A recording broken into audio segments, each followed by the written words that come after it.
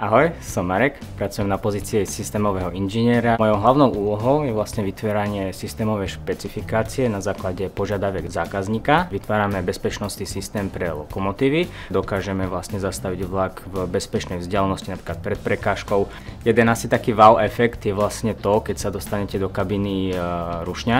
Málo kto sa tam dostane a keď vidíte tú jednotlivú technológiu, čo sa za tým skrýva, poprípade celú strojovňu, ako je tam všetko pousporiadané, tak asi to je jeden z tých takých hlavných wow efektov. Najväčším benefitom pre mňa v tejto firme je vlastne medzinárodný tím. Spolupracujem s rôznymi kolegmi z Nemecka a taktiež napríklad z Indie, Španielska.